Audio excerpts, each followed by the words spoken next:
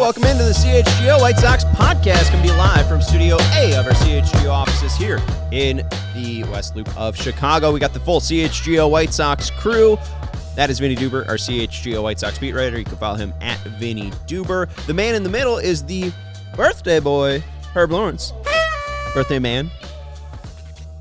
Grown it alliteration there. Yeah. Right. Okay. Yeah. You can follow him at Ecknerwall23. Who's your favorite 45 in White Sox history? Well, he didn't play for a major league team, but when he did in an exhibition game, Michael Jordan. Awesome. I don't know if that counts. If you're going for one player, El Caballo. Yeah, Carlos Lee. Come on. We do love Carlos Lee on this show. No Derek Holland love? Oh, I had a conversation with Derek Holland via the Bullpen Sports Bar Glass. So he was pitching for the Tigers at the time, I believe, and we were talking about college basketball or college football, and he was like, who's your team? He was mouthing this to me on the other side, and I was like, Illini. He was like, Illini, garbage. I was like, basketball, not football. And so we kind of had this back and forth. He was cool. He's a really funny guy. Like, I didn't like him when he was a White Sox because he wasn't that good, but as far as a conversation, Derek Holland was really good. Dutch Oven. That was his nickname. Sean, I've got a couple shout-outs to give because I want to thank all the Sox fans who are always stopping me and saying hi when I'm around the city.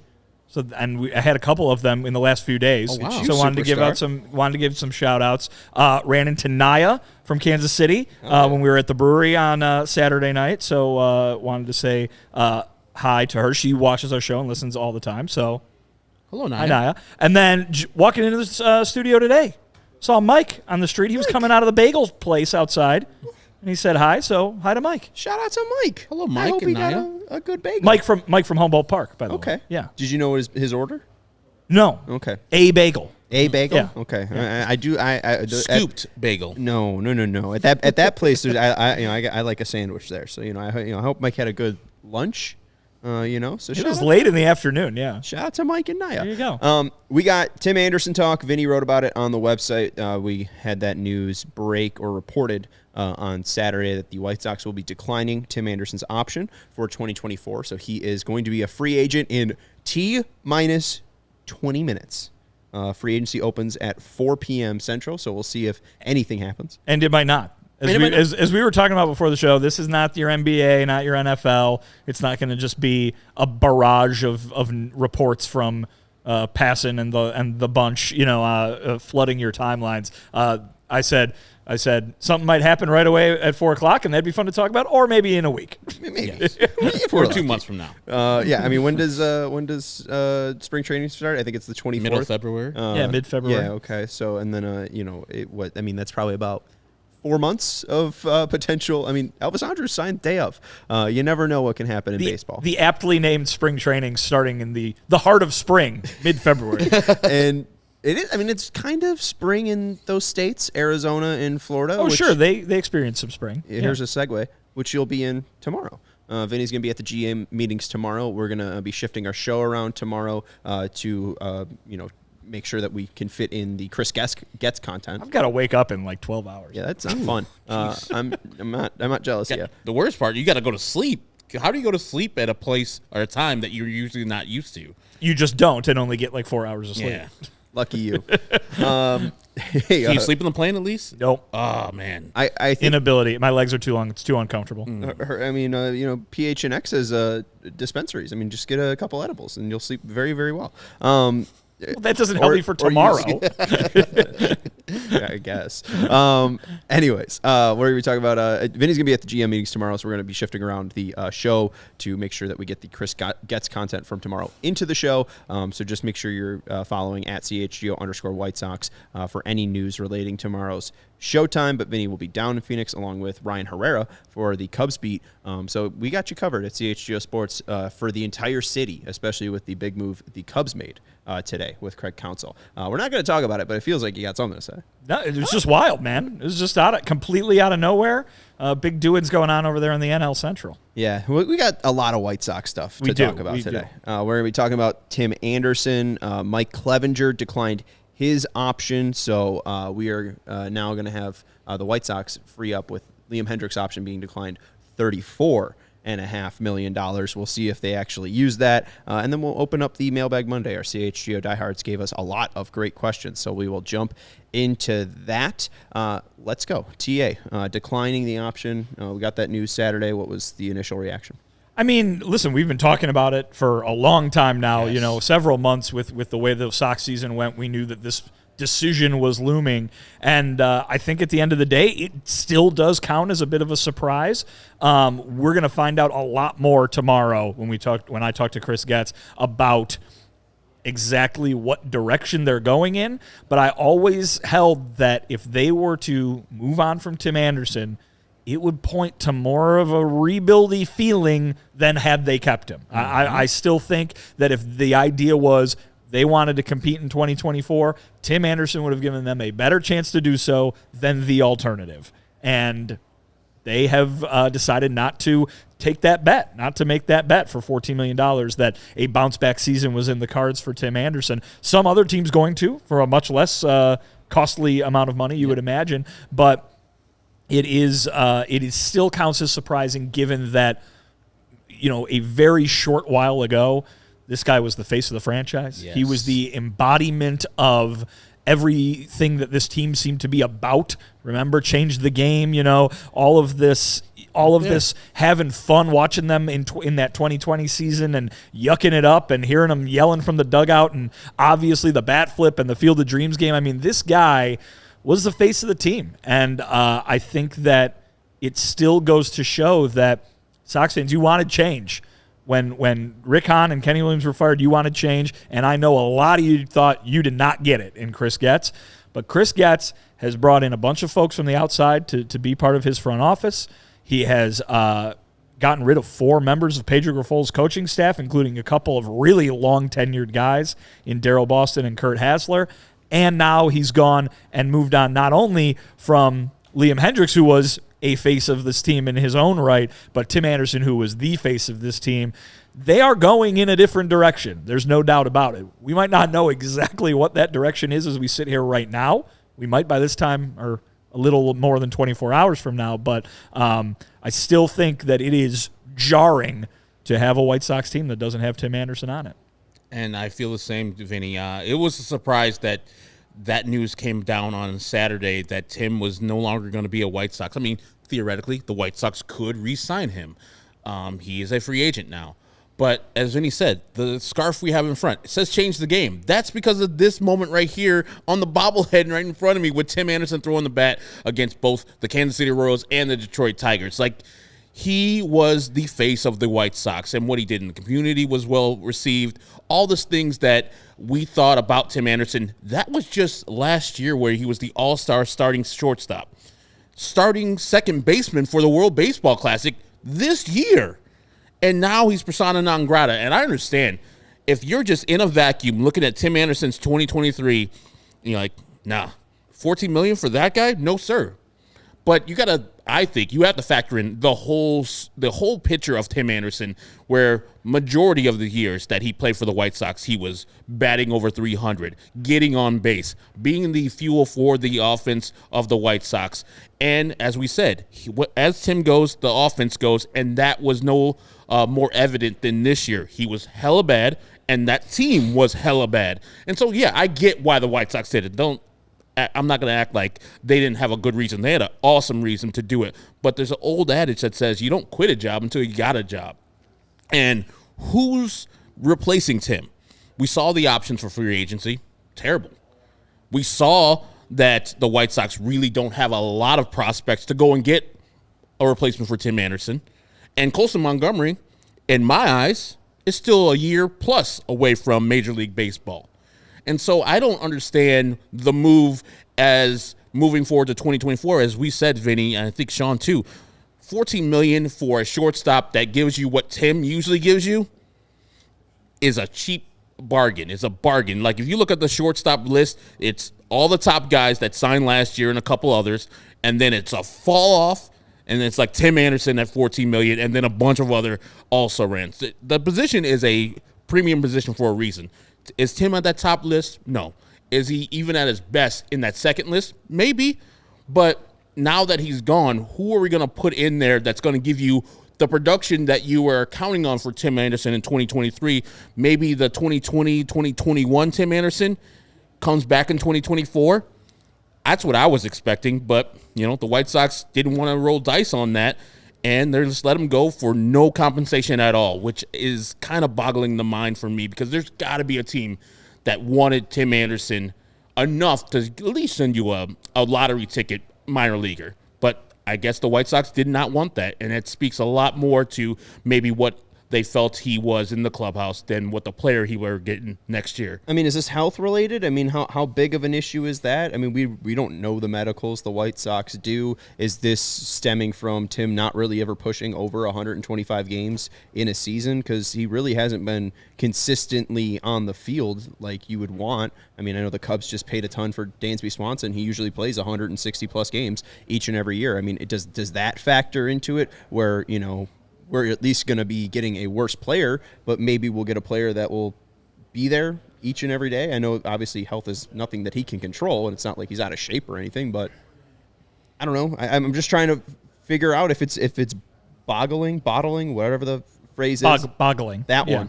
If like the game. If it's boggling Herb's mind, like, why did they do it?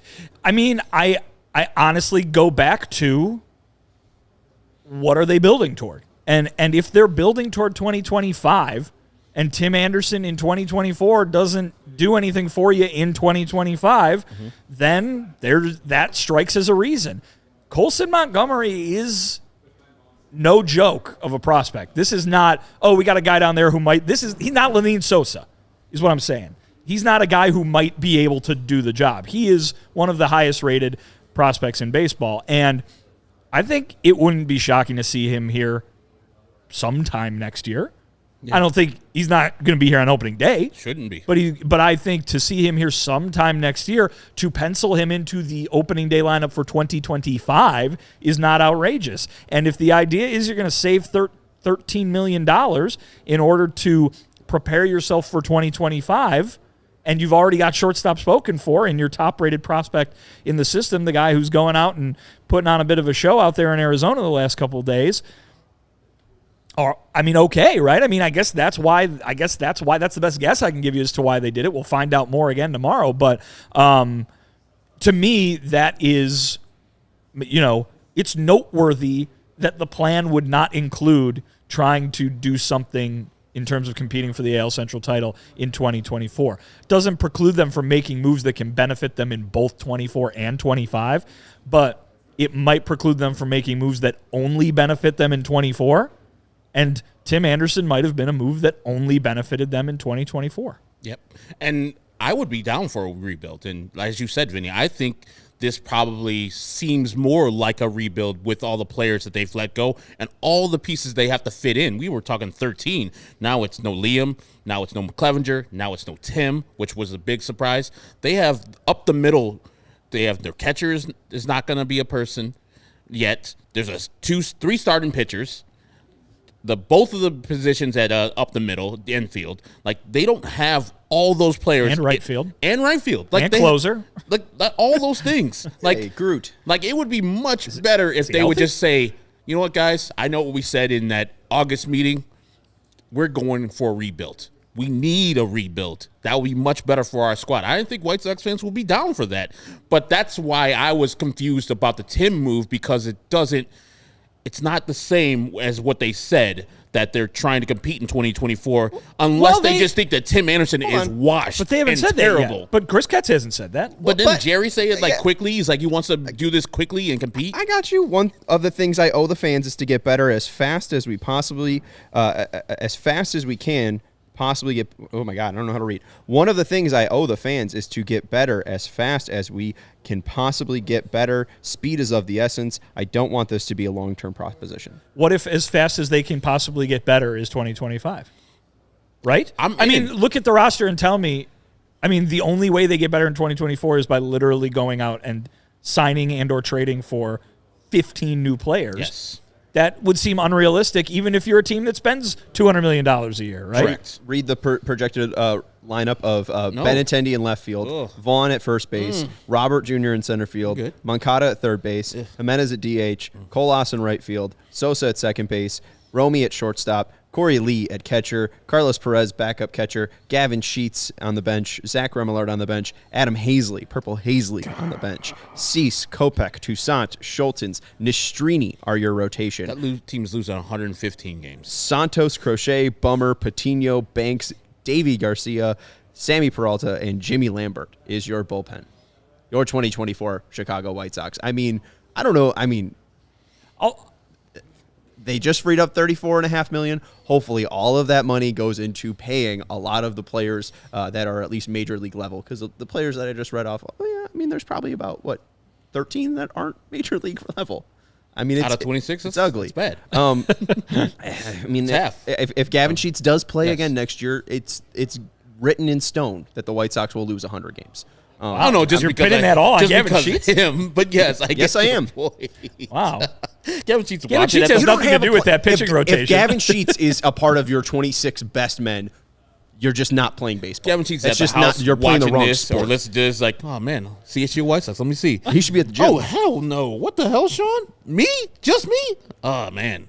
It's all on Gavin Sheets. We have gone through the Hart and Chase and Shadow and all that stuff. His numbers were just offensive. Oh yeah, he's bad. I don't need to see this. Anyways, you're telling me Gavin Sheets is to blame if Davy Garcia is part of the roster? Yes. We got a lot of people watching. Make sure you hit the thumbs up button.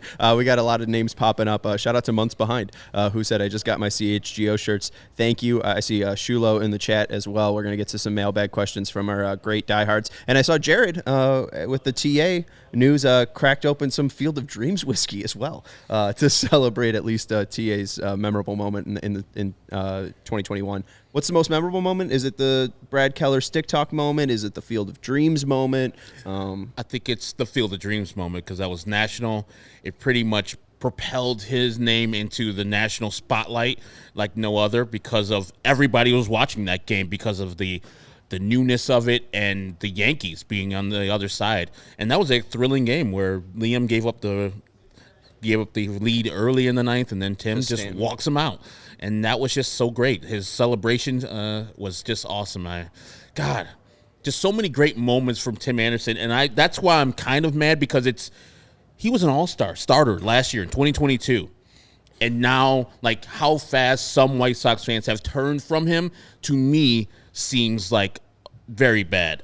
You got to have some type of, built up, fandom for him because of all the good moments he brought to the table. And I understand this year was just whole hella bad that you could not like what he did this year but still like the player. That's how I feel about Tim Anderson, that he has built up way too much equity with us to just say good riddance after he gets his team option declined.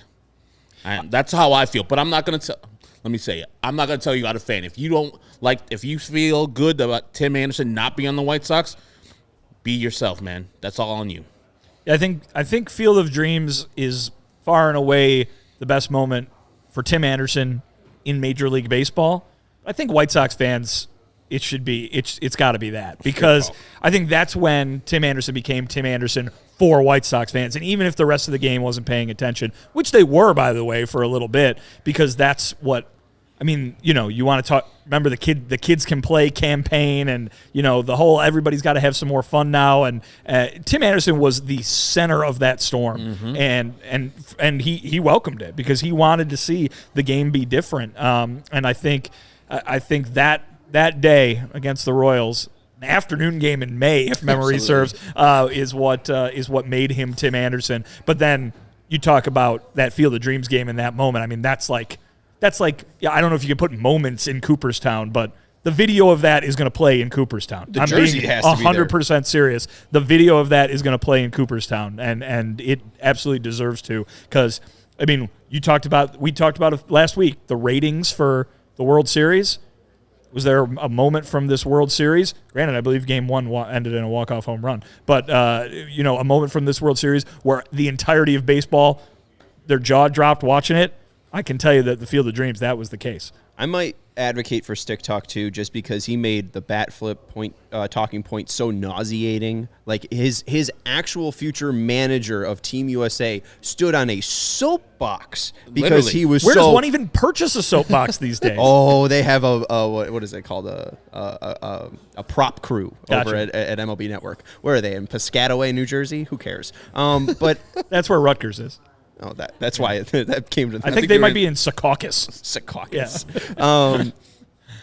But I mean, his future Team USA manager standing on a soapbox, like defending the sanctity of the game because he flipped his bat off Brad Keller. And then 4 years later, who's the one that's in the right? You know what I mean? Exactly. Yeah. And now you've got that same guy saying, "Oh, I love him. He's great. This is awesome." I mean, if you want to talk about the evolution of baseball, Tim Anderson had played a big role in that and continues to. I mean, he's not retiring. He's just not on the White Sox anymore. It's so sad that this 31-year-old's life is now over. Is there going to be a reunion? I mean, we brought up the idea of him playing second base throughout the year. He played second base at World Baseball Classic. I don't know why that makes him more appealing. I mean, the shortstop market sucks. I mean, Tim Anderson for a one-year deal sounds fine. So, I mean, it really seems like they want to be worse. It does really seem like a choice that if there is no reunion, it's either, Tim, we think that you're going to get paid a lot less, right? Like market value for one WAR season is $8 million. Tim just got declined for 14. Do they think that there's a spot where they end up getting even more of a discount on Tim Anderson, where they only pay $12 million for his services? Like, I don't know what the budget's like. I don't know what they're trying to pull here. It is an odd move to pull to get rid of Tim Anderson. Like, I don't see a reunion because I think some team is going to see the potential of Tim Anderson bouncing back. Like, the Dodgers have a huge payroll. They don't care at what point their payroll gets to. They're not going to take a shot at him playing shortstop because the idea of Gavin Lux or Ahmed Rosario right there is kind of up in the air. Like, it seems like his services are going to be picked up by some other team. I mean, they took a flyer on Jason Hayward, and see what happened this past year. Jason Hayward rebuilt his free agent equity right there, and he's now in demand more than he was with his Cubs days. But yeah, I could see somebody picking him up, and I don't see the White Sox being one of those teams. Not because the White Sox wouldn't be interested. I think Tim, as we discussed in this show, takes things personally. Any slight, perceived or real, is like, okay, you're the enemy now. You're the guy that I don't want to be on my team. And now that you guys don't pick my $14 million up, I appreciate the $1 million. Appreciate that $1 million for me to walk away. But I'm going to show you guys, because all major league teams play all major league teams. I wouldn't be surprised if Tim found his way to a AL Central team to where he can just be terrorizing the White Sox 12 times a year. But yeah, Tim's not going to sign with the White Sox, even if it's last day or first day of the spring training and he needs to still get a team. I think he'll rather sit out than go back to the White Sox, because he's that guy, which I have no problem with. And I haven't seen any cryptic tweets yet, so I'm surprised. I'm very surprised that Tim hasn't sent out anything like, "Oh, y'all doubt me?" ...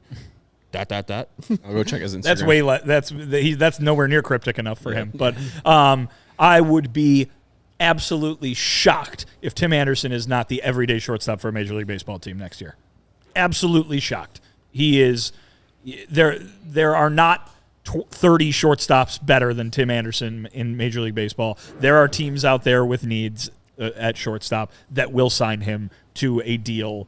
It'll be less than what he would have made with the option. He will get a job, and I don't believe he will have very much difficulty finding one. Real quick, look at Herb. On his Instagram, TA posted, "If my time in Chicago is over, I want to thank Mr. Reinsdorf and the entire White Sox organization for the opportunity to start my career and play 8 years as your shortstop. I wish my team's great success going forward. To the fans, I want to extend my heartfelt thanks for your unwavering support throughout my time here. A part of me will always be a South Sider." Signed, Tim Anderson. I don't think messages like that I don't think things like the "Thank You, Tim" video that the White Sox sent out, I don't think those things get sent out if it's like, oh, let's work something out here in the next couple weeks. Mm-hmm. We just want to try to save a little money kind of thing. When I see those kinds of things, it smacks of finality. Obviously, nothing's ever over in a business like this, as we know. But I'd be very surprised if he came back to the White Sox for 2024. I don't see that happening, mostly because this is the biggest move they've made yet. But they really seem to be moving in a different direction here. I mean, Chris Getz seems to be trying to do something different and something new, go elsewhere. I think it's very important to talk about. I mean, we've thrown the word rebuild around here today. They're not going to go do the same thing that Rick Hahn just did in terms of strategy. I don't mean outcome. I'm just saying in terms of strategy, they're not going to say, all right, we're going to, that we got a 6-year plan and we're going to be good at the end of it. I mean, I think that even if you want to call it a rebuild, the goal is going to be competitive in 25.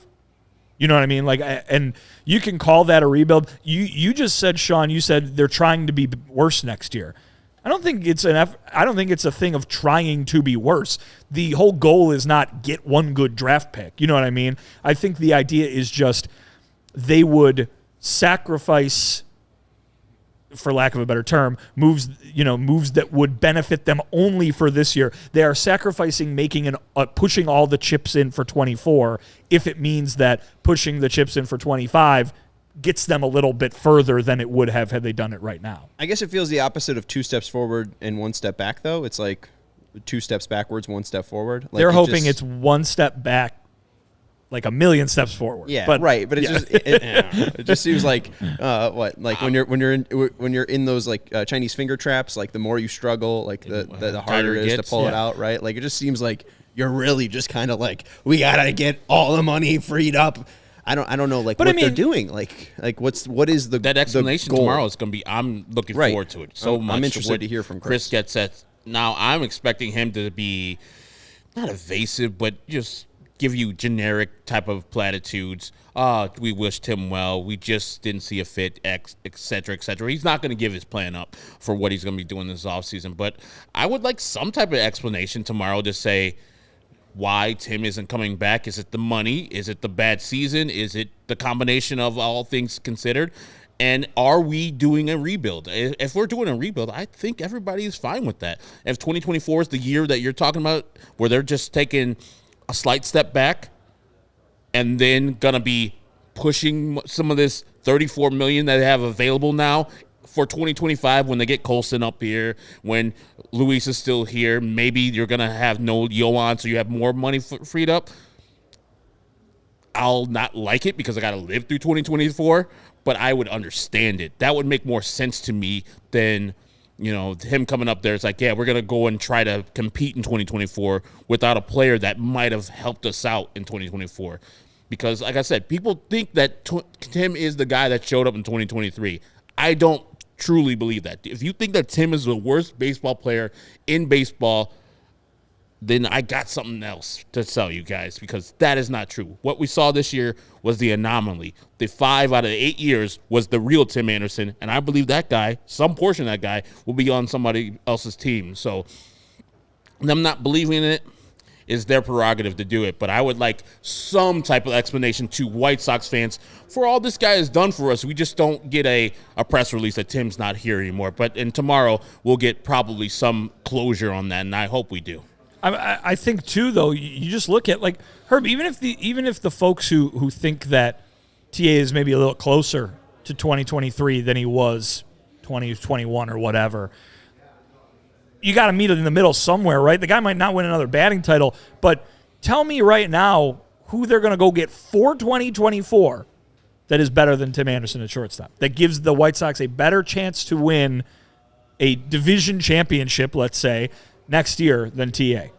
I mean, we've been over the free agent list. It is. I mean, Tim Anderson is the king of that free agent list all of a sudden right now. I mean, there is nobody to just go out and give money to and say they're in a much better position than they were 2 days ago. The only guy I saw on the list that was kind of all right, meh for the move would be Ahmed Rosario, but he didn't play defense well at all this year, and he's never been able to hit. So that, to me, would be a mistake. The only thing on his side, I think he's only 27, 28, so he's young enough to get better, but that list is not good. It's not good for anybody who's looking for a big-time shortstop to move forward. All the rest of them guys are really long in the tooth and or bad. Yeah, he crushed lefties, so, I mean, at least Rosario does something well. His left-handed versus right-handed split was like 100 points higher, so there's something. I mean, I don't know. His defense was really bad this year. He beat cheaper, which is, I feel like, the most important thing right now, especially with the attendance that we saw, the dip in attendance that the White Sox saw in 2023. I would just assume that this is budget-related. We don't have factual answers yet because we haven't heard from Chris Getz on what the actual plan is, so we'll see. We got some Super Chats. We got a mailbag to open. We got breaks to take, so let's go to the breaks, then we'll get into the Super Chats, and then we'll get into the Mailbag Monday. I want to let you know about our friends over at Circa Sportsbook. Games on Circa will strive to be a -110 on the Circa Sports menu, unlike other sportsbooks, which may use a -115 or -120 split. Those type money line splits are best for you, the sports bettor. So if you are making any bet, if you have a feeling that X is going to hit, you want to be going to Circa Sports because you will be getting the most money off of that prop. Circa wants you to compare lines from each sportsbook to make sure that you are getting the best line possible. That if you are making a bet, that Circa can show you that they have the best lines available. It's the world's largest sportsbook, and also Circa's customer service. There are real people behind the Circa Sports brands who resolve issues in a timely fashion, unlike other books who use chat bots. All aspects of the app are being run by the same team that runs the main Circa Sportsbook at Circa Resort and Casino in Las Vegas. So download the Circa Sports Illinois app at circasports.com/Illinois-app. That's circasports.com/Illinois-app to sign up today. Also be on the lookout for Circa events, watch parties, and tailgates. There is a Circa event, I guess 2 of them, on Thursday. We got the tailgate that is happening outside of Soldier Field. So go to allchgo.com/events for info on that. But if you aren't going to the tailgate, I believe it's Joe's on Wheat Street. They're having a watch party for CHGO Bears, and a guy named Brian Urlacher will be there. Yeah, I mean, some people have heard of the name Brian Urlacher, former Chicago Bear. He's going to be out there with Circa, so make sure you're heading over to allchgo.com and checking out the event page for the upcoming Circa events. If you or somebody you know may have a problem with gambling, call 1-800-GAMBLER, 1-800-426-2537, and text GMB 833-234 or visit areyourreallywinning.com. Also want to let you know about our friends over at Midtown Athletic Club, our brand new friends at Midtown Athletic Club. They have 4 Chicagoland locations. There's Palatine in the northwest suburbs. There's Bannockburn. Thank you. I got you. I didn't practice that one. Can you say it again? Bannockburn. Bannockburn. Know your suburbs, Sean. Come on. In the North Shore. I'm a Southsider. Willowbrook in the southwest suburbs, and the Midtown Athletic Club and Hotel in the middle of Bucktown and Lincoln That's Park. right over in my neck of the woods. Yeah. It is beautiful. I mean, it is. It's a sprawling complex is what it is. It literally is. Yes. Right there on Elston, right over by the Fresh Time. I walk by the pickleball courts there coming down Damon all the time. And it's on both sides of the street, right? I think it's on both sides of Elston. Yeah, right. Yeah. I mean, it is a massive facility. Midtown Palatine has just launched a multi-million-dollar transformation of the club, which will be complete in early 2024. Listeners can lock in favorable rates if they join before the end of the year. It is a ultra premium brand. Midtown is the nicest fitness club that they've ever been to. That's some of these statements from customers. That would make sense. That made no sense with context. But some of the statements from their customers saying Midtown is the nicest fitness club they've ever been to. They've been to really some nice gyms around Chicago. Midtown is truly next level. And another one, there is something to do for for the entire family. Childcare is included with the family membership. Wow. There's a ton of cool features. Like Vinnie mentioned, the pickleball courts. There's an amazing outdoor and indoor pools and hot tubs, these super luxe locker rooms with wet and dry saunas and premium amenities, and a ton of things besides just a gym. It's a collection of boutique fitness studios with more than 100 classes per week included with membership. It's not just gym quality. These spaces are boutique quality. So head over to midtown.com/CHGO to tour the Midtown Athletic Club nearest you, and I'm very excited to take a tour of the one in Bucktown. Because again, like I drive past it all the time, and it seems just very cool. You're not going up to the Bannockburn location?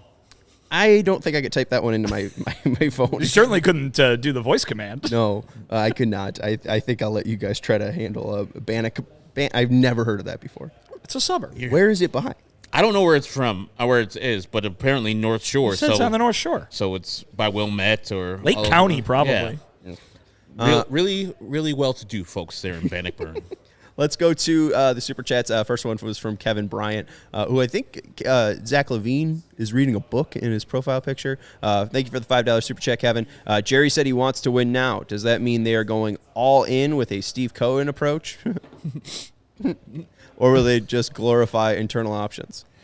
They're not going Steve Cohen. He was Say what? I believe the only person that voted against his inclusion into the Major League Baseball owners fraternity. What about John Daniels? Will he go a John Daniels route? No. Oh, okay. And he won't be doing Peter Seidler either. But I don't know where they're going. It's going to be a mystery until we hear something maybe tomorrow. I doubt that Chris is going to give up all the game tomorrow, but I don't know. Maybe I'm flummoxed by the move to get rid of Tim because there's no ready-made replacement for him.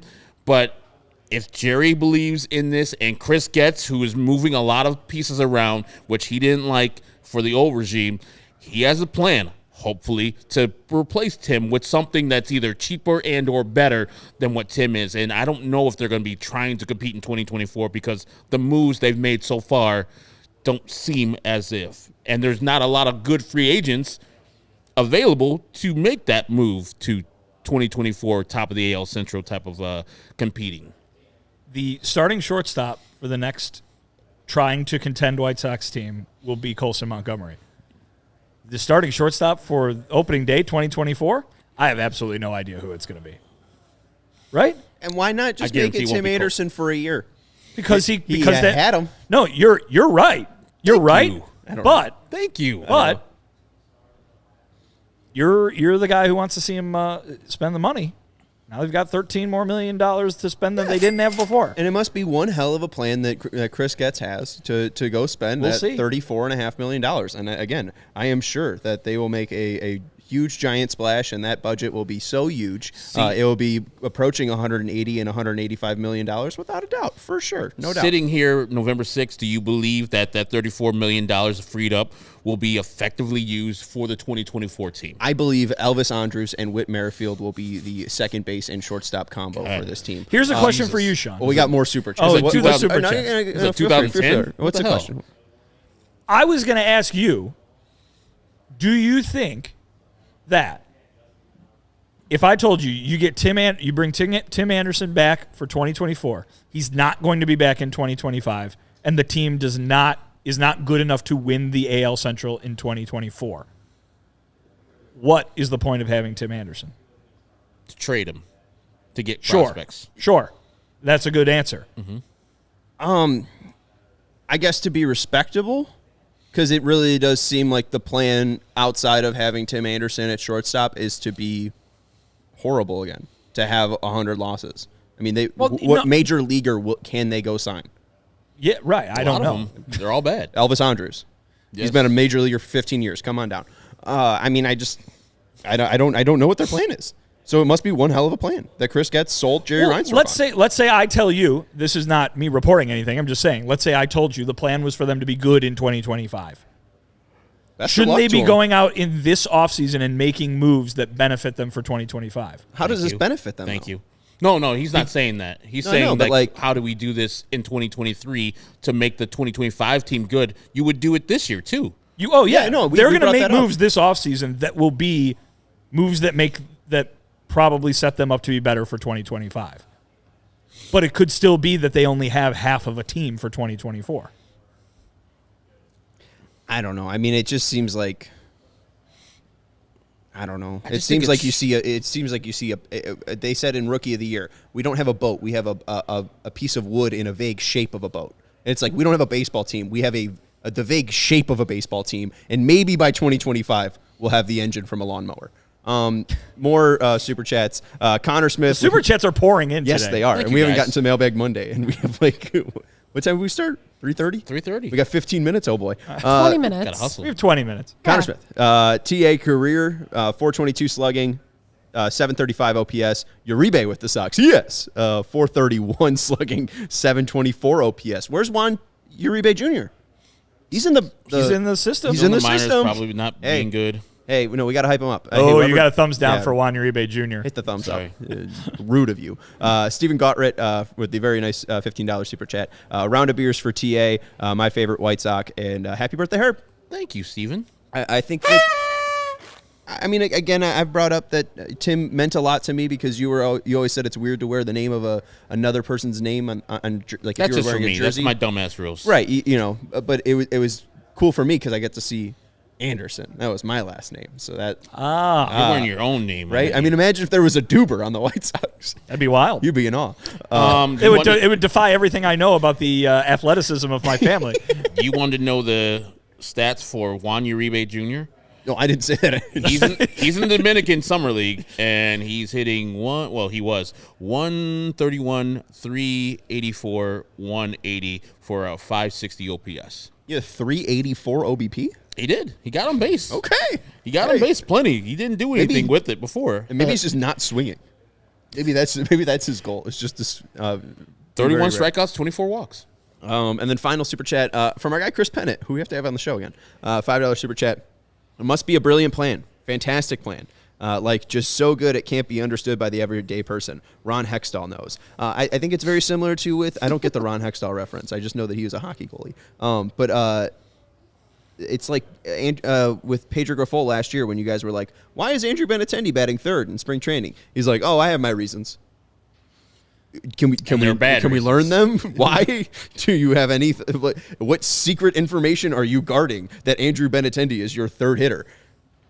I don't understand this organization most of the time, and most of its leadership is baffling. So it continues to be baffling. Hey, we'll find out tomorrow. And if we don't, then your befuddlement can remain. Free agency has opened, and I don't think the White Sox have signed anybody. Did anyone sign anybody? Jeff Passan has a tweet, full list of players to receive the qualifying offer. Shohei Ohtani, do you think he'll accept? I don't think he will accept. Okay. Ohtani, Nola, Snell, Bellinger, Hader, Chapman, and Sonny Gray. Players who didn't: Teoscar Hernandez, Jorge Soler, Rhys Hoskins, and Mitch Garver. Ron Hextall did once score a goal, so did Martin Brodeur. Let's go into the Monday mailbag. Shout out to our CHGO Diehards. If you do want to become a diehard, head over to allchgo.com. Check out the Diehard program. Level up your fandom. You get that nice box in front of Herb. You get a T-shirt when you sign up, a nice sticker package, a physical Diehard membership card, and access to our CHGO Discord. You can carry it around in your wallet. Yay. Friends asked us. Yay. Oh, and shout out to Sarah, who's producing the show. Yay. Chris is following up saying Hextall got the Penguins job and told ownership his plan for the team was so complex he couldn't put it in writing for them. It was all in his head. Happy birthday, Herb. Shout out, y'all boys. Apparently, it didn't work out. Hey, it got Unless him. it's like, hey, draft Sidney Crosby. Got him a job. No, Ron Hextall was. I don't know. Netminder for the Flyer. Yeah, I'm not talking about Ron Hextall here. Let's move on to the Mailbag Monday. Let's start off with Alex Rude's question because it's a departure from baseball. How many fourth graders do you think each of you realistically could fight at once? Fourth grader. Like, I have to fight these fourth graders. I don't want to actually go out and fight fourth graders. No one's saying you do. Fourth graders are 7, 8, 9. How old are they? 9 years old? I would say 8, 9. So what? Some bitches 10, 9, and 10. Yeah, 9 to 10. Yeah. What is that? Over 100? Over 100 pounds? Like, Yeah. and defeat them? Probably like 7 of them. Okay. 7?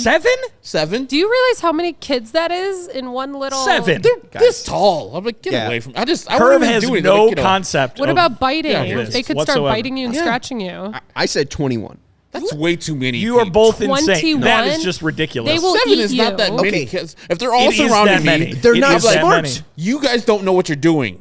I'm a grown man of They have a 45. fourth grade education. You're not like in a John I Rambo babysit- situation where Yes, you're I like am. hiding in the trees. You're literally in a boxing ring I with them. They're kicked screwed. the first one to let them know that I ain't playing around, and all the rest of the 6 be like, hey, That's Herb out there. I babysit like good. 6-year-olds, and they're strong. They're stronger than you think. And Also, 21, no. You only have 2 arms. Yeah.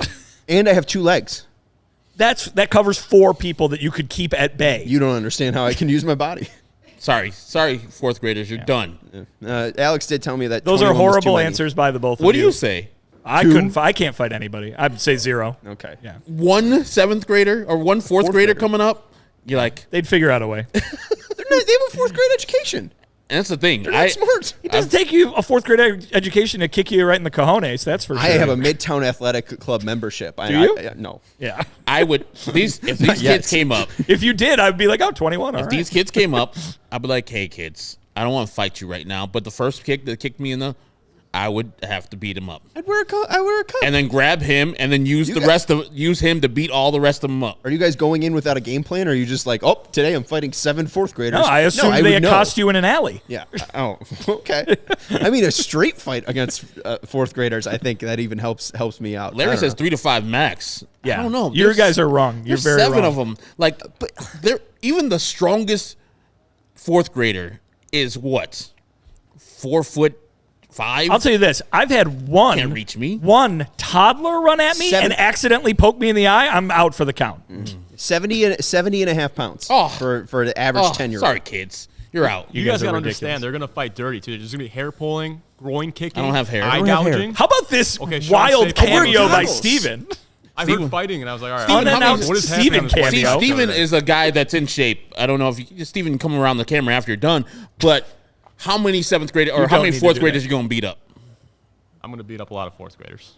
You guys are all Respectfully. ridiculous. I'm sorry, kids. Your ass is getting kicked. Yeah, I guess maybe 21's a little bit too much. But as Blank Name mentioned, you can grab one of them and start swinging them like a bat. So, I don't know. Now, I've only been in like 2 fights, won both of them, but I don't start fights. So these 4th graders started with me. I won't finish it, though. We'll have more time somewhere else in the offseason to ask about your Hey, Alex, your 2 fights. find 7 4th graders that want to fight That's me. what I'm saying. We're going to put it in a cage, Let's set and they're this going up. to lose. Okay. If you guys have I'm any, going to sign a consent form with their parents. I want to lose to Herb and get my ass kicked. help wanted. Boom. It's my birthday wish now to beat 7 4th graders up. Herb, the last time you challenged somebody, you fell and hurt your hamstring in the alley. Hey, come on, kids. We can make another viral video. It's not about how fast Herb can do it, though. It's just how efficiently he can do it. Be very good. Let's go to Matt Ryan's question. No, not that Matt Ryan. Much better one. He says, why do they make us hurt so much? The 4th graders? I They guess kick low. they aim low. They've got their hand is right at waist height. And they're throwing their Lunchables like stars. Like throwing stars. Ninja stars. I think it's the money blinding people. I think that's why they make us hurt so much, Matt. I think the rich elite get blinded by the amount of money that they have and don't understand what they do when they purchase a team. And I think that the idea of what Jerry was thinking of when he bought the White Sox in 1981, it seemed like a personal vendetta to be the coolest and most stern billionaire. Because, like, I don't know, it's very weird to vote against Steve Cohen. There's talk about him wanting to limit the size of MLB front offices. He's a weirdo. But think about the this. The 1994 lockout was basically his fault. He held the city of Chicago hostage with Tampa Bay in 1986. The dude sucks. Yeah, I don't know why. I would say that, yes, we look at this that way, but think about him. He bought the team in 81 for, $19 million. It's now $1 billion company. He's like, I'm fucking successful as hell. What I do moves the needle. I'm the owner that's been around the longest, I believe, like the Steinbrenner family has been, but I'm the guy who's been around the longest. I know what I'm doing. I used to have my buddy Bud Selig in the office. I got him that job. I'm a kingmaker.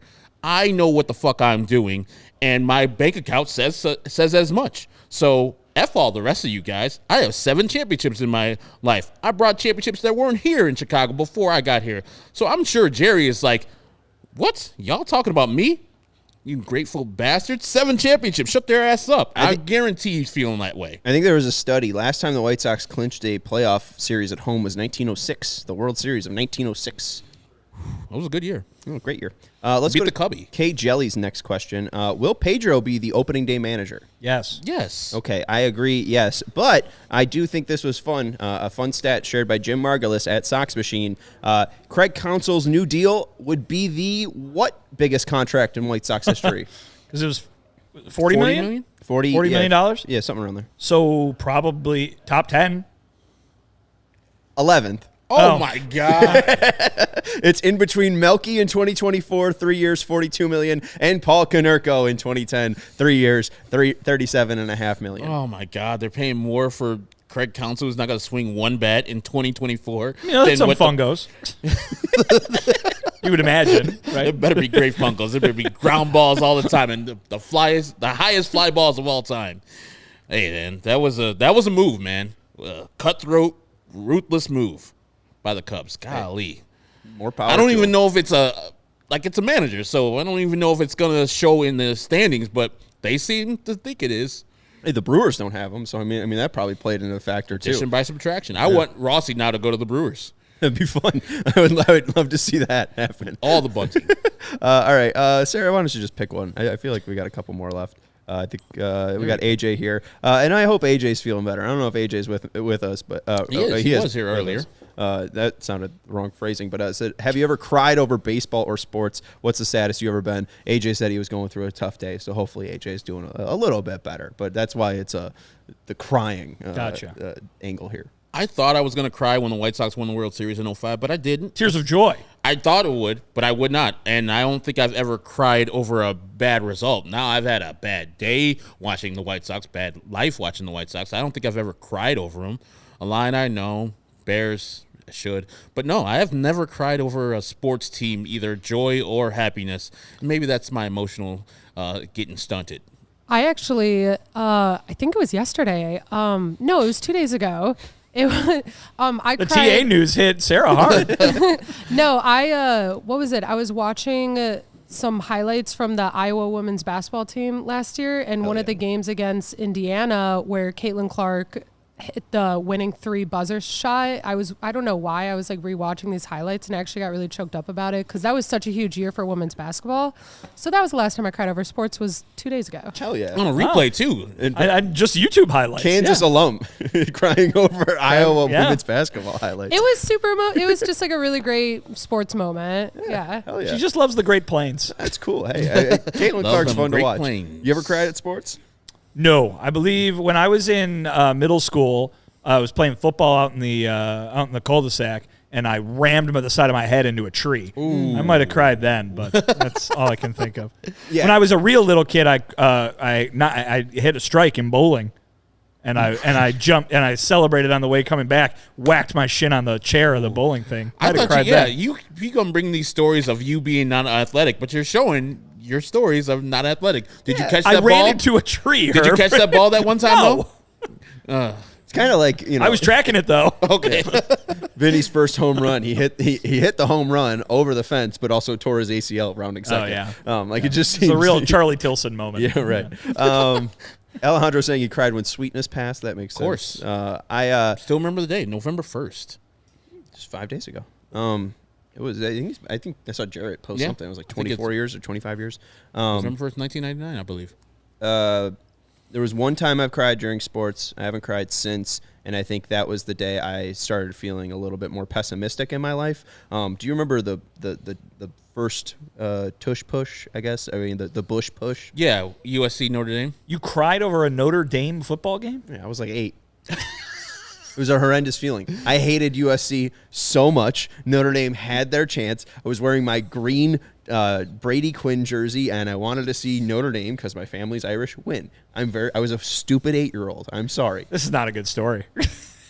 Yeah, I was just answering the question. Let's go to the next question.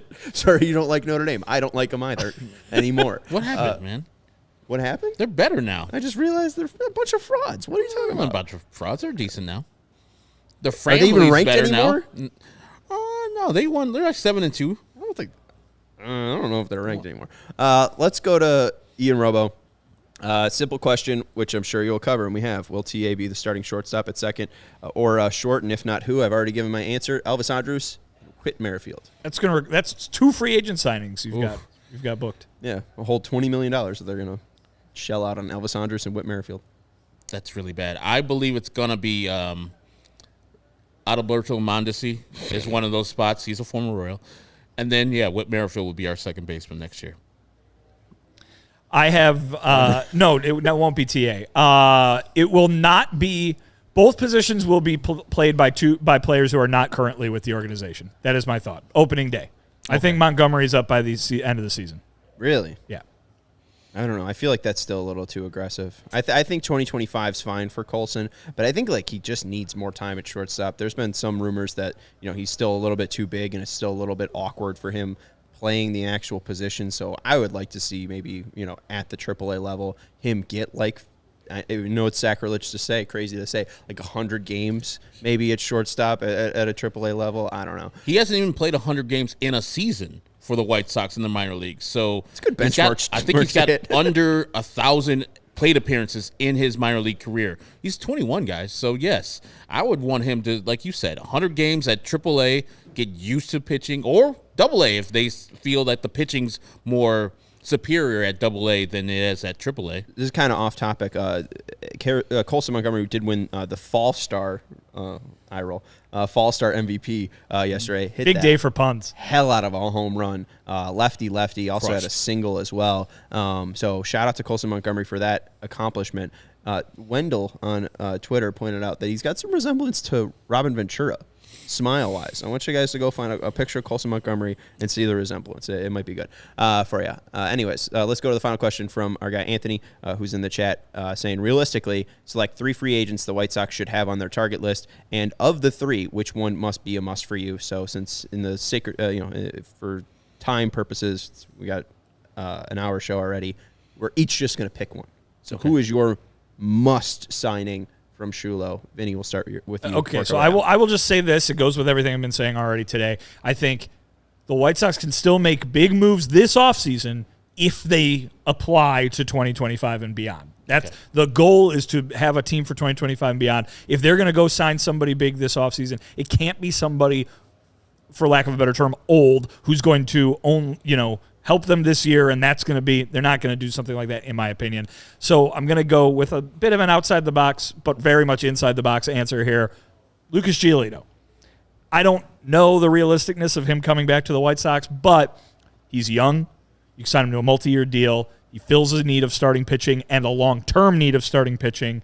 Have him ready for 2025 and beyond, and you still got a guy in his early 30s. That makes sense to me. I would say the guy that they would have to go, but I don't think they'll come close to getting, will be Blake Snell. He is filled so many things. Lefty starter, going to win a Cy Young soon. He is going to get paid a lot, and I think that helps you for 2024, 2025, and beyond. And, he's natural White Sox, walks the yard. But unlike the other White Sox who are in the starting rotation now, he usually gets those players out after he does walk them. So Blake Snell will be the one target, and he already put no Shohei. We already know he's not coming. So Blake Snell would be the one guy that I would put all my chips in and sign him. I would also go pitching. I would go Jordan Montgomery. Okay. The Sox don't have any left-handed pitching. You bring up Blake Snell. I hate his walk rate. He gives up a ton of stolen bases. The White Sox really haven't fixed that problem. Blake Snell, I think the average for caught stealing is 24% in the league. He was at 4%, walks about 5 guys per 9, doesn't go deep into games. I don't know if he's my guy. I would go Montgomery over at least the lefty, not to tear your guy down. No, if they had Blake Snell, Jordan Montgomery, and Lucas Giolito, I'd be very happy. Oh, man, if they did all 3 of those things, I'd be like, Chris Getz is a genius. Yeah, but I think Montgomery, because he's only had about 6 years of service time. So, he is a little older. He's 33, but you compare him and Clevinger. Clevinger's 33, Montgomery's 31. Clevinger's had 7 years of service time, Montgomery's 6. You also got the postseason experience from Montgomery. I don't know when that's going to play into factor for the White Sox, but I do think that if the numbers around 4,100 for Montgomery, that'd be be a steal. I think they had him at 130, 4 for 130. yeah, and I mean, I know you bring up Giolito. If the price is like the Athletic says is going to be 4 years, $70 million. I've already hit the button. I got no issues with it. I don't know what team doesn't hit the button for Lucas Giolito if he's that inexpensive. I don't know. 4 for $70? Why pay? To steal West Tom's thing. To wrap this up, Sox Machine, Josh Nelson, and Jim Margulis are saying that they are hearing rumors, whispers, on who the White Sox are targeting for their replacement at shortstop. So we can end on this. Do you guys have any guesses? This is a rumor, too. I don't know if it's how Jim put it on SoxMachine.com, so you can go read his writing. But I believe that they are hearing whispers. So take that with... Is it a free agent? It is a free agent. I looked at that free agent list, and I already brought up the name of Mondesi. We brought up the name of Ahmed Rosario. Name hasn't been mentioned on the podcast yet. So it's really terrible Javi. then. No Javi. I do not know. It would be... Local product. Oh, Nicky God. Lopez. Nicky Lopez? No, he's not a free agent. Oh, God, that's terrible. I was trying to trade... He's a local product, though. Yeah, I was trying to trade him to Eloy to Atlanta for Nicky Lopez in my bad plan. Gotcha. In the one I'm trying to... Basically what the White Sox are basically doing. We don't know, Sean. Enlighten us. Paul DeYoung. So, I mean, former... that is local, right? I think he went to Illinois He State. went to Illinois State. Yeah. Former Blue Jay, Cardinal. Giant, every other team last year. Yeah, so we'll see. He was terrible last year, too, and about the same age as Tim. What are we doing? He's cheaper. Yeah, better, worse. Yeah. And there's never been a high year for Paul. I mean, he did have some good years with the Cardinals, but that's a long time before. And so if the Cardinals give up on you, with some varying degrees with all the people that are doing well now, but if they give up you in the middle of your prime, it's real rough. So I'm good on Paul DeYoung. Paul DeYoung's 30. Yeah, same age as Tim. Going to be 31 August 2nd. Just as bad as Tim was last year, wasn't he? From Antioch.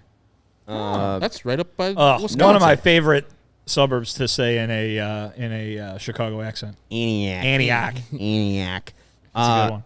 66 OPS plus for Paul DeYoung. Tim was 60. But Paul DeYoung's a better fielder. Great.